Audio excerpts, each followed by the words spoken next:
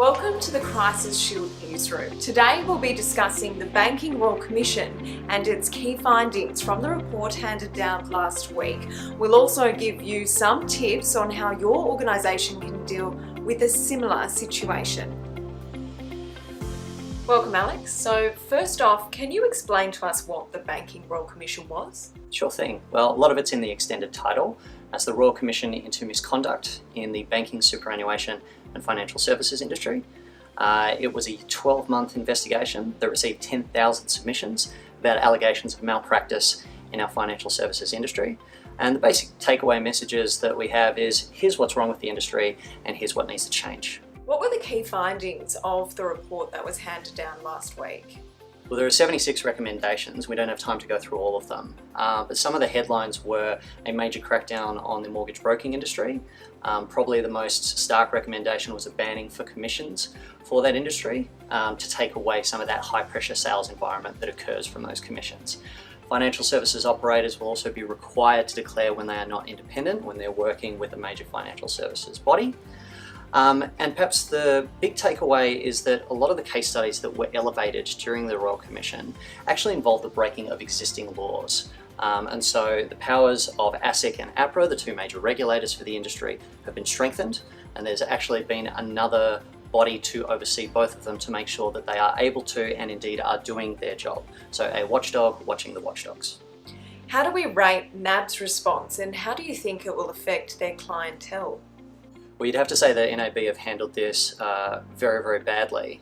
They have lost their chairman and chief executive, and it takes a pretty significant event in corporate Australia to lose both of those posts simultaneously. They have been rated consistently as the most untrustworthy bank in Australia, and according to Roy Morgan, they are now the most distrusted brand over the last 12 months in Australia. So when you compare to other brands that have lost trust of their customers over the last 12 months, Facebook would be one of them. NAB rates lower than those. In terms of how it's going to affect their customers, bank customer mobility tends to be pretty stable. Once people get a home loan, they tend to stick with that provider. I would be more concerned from NAB's point of view about future customers. So I'm yet to get a home loan, but I am coming of age in an era where everybody hates NAB. And what type of strategy should the banks use to repair their reputation? Well, we're going to throw to James from Crisis Shield to take you through some of the steps that not just NAB, but all of the banks can take in order to repair their reputation. Again, there's been some really interesting academic research on this topic of how to structure an apology. And this research has come from two sociologists, Rouhani and Cerullo, and they did a study of over 180 apologies over the past 2 decades, apologies that had been given by celebrities or politicians or organisations after they'd made a mistake. They then reviewed the public sentiment post those apologies being given and rated the different styles of apology for which ones were most effective in repairing the reputation of that celebrity or that organisation. They made some really interesting findings. Firstly, the apology can't be offender driven. So they found that apologies that focused all on the apologiser or the apologiser was simply talking about themselves and what they did and why they made a mistake, those were found to be ineffective. So the most effective apologies were ones where the apologiser focused on the victim and the damage that that person's mistake had caused to the victim rather than talking about why you made that mistake in the first place. Second was that, and this is seemingly quite obvious to communications professionals, but we forget it over and over again, what you say first and last is most important. So what you say first in your crisis message or your apology will prime the audience for where you're going to go to next, and what you say last is what they remember most easily. And I mean, that's communications 101. Third, the sooner you give the apology, the better. And we're saying this over and over again in a crisis. If you wait to take responsibility, if you wait to come out and give your crisis message or your apology, then you're giving the opportunity for it to spiral out of control beyond your grasp before you can take control of the crisis. So if you're going to apologise, if you're going to take responsibility, do it as soon as possible.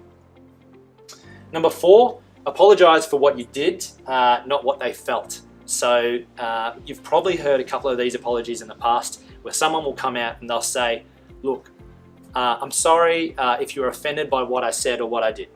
That's not an apology. You're not actually apologising in that circumstance. Don't apologise for how they feel for what you did. Make sure you're apologising for what you've actually done yourself.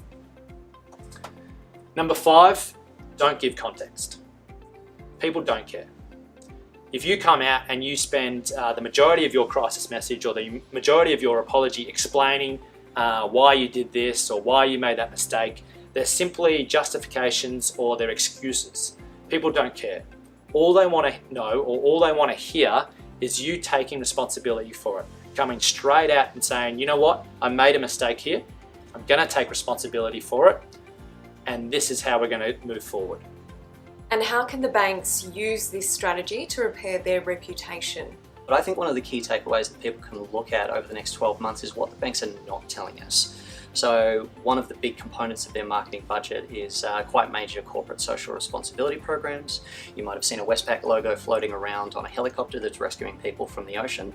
I think what consumers are going to want is the banks rescuing consumers from their own bad behaviour.